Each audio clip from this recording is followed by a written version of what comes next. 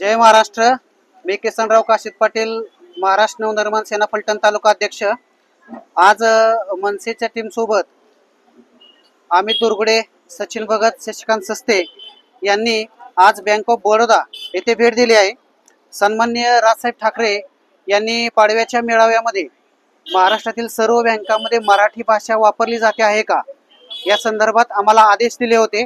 त्यानुसार आज आम्ही फलटण येथे बँक ऑफ बडोदा या शाखेला भेट दिली असता त्यामध्ये मराठी भाषेमध्ये तिथं जे बँकामध्ये चलने असतात पैसे काढण्यासाठी आणि पैसे भरण्यासाठी ते पूर्णपणे हिंदी आणि इंग्लिश भाषेमध्ये आम्हाला दिसून आले।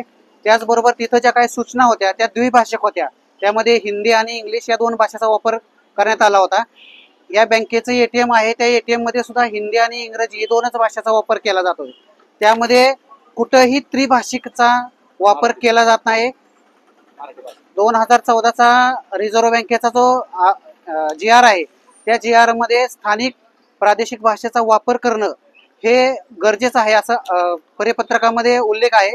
तशा प्रकारे मराठीचा वापर या बँकेमध्ये दिसून आलेला नाही।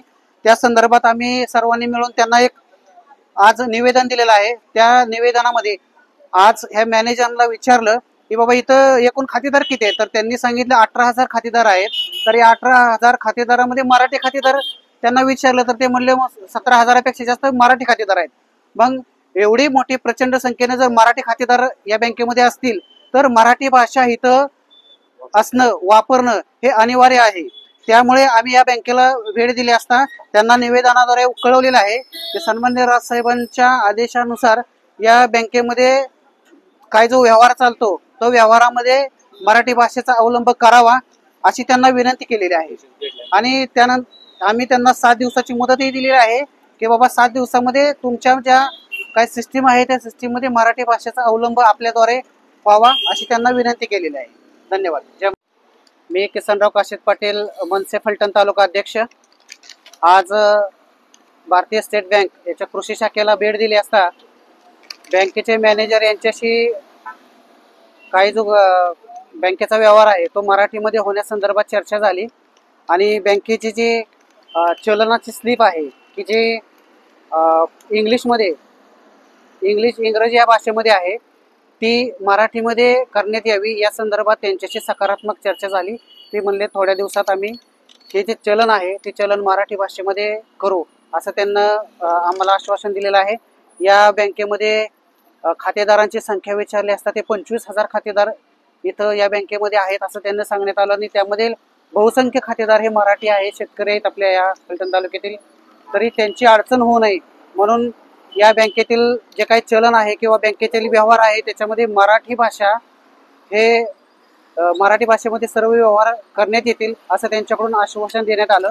त्याचबरोबर फलटण तालुक्यातील मी नागरिकांना या माध्यमातून असे आवाहन करतो की तुम्हाला जर कोणत्याही बँकेमध्ये बँकेचे कर्मचारी जर म्हटले की बाबा तुम्ही हिंदीमध्ये बोला किंवा भाषेचा काही अडचण आली किंवा मराठी बोलू नका हिंदीमध्ये बोला असं जर तुमच्या निदर्शनात आलं तर तात्काळ तुम्ही महाराष्ट्र नवनिर्माण सेनेशी संपर्क साधा। आमचा हेल्पलाईन नंबर आहे 96 23 84 66 88।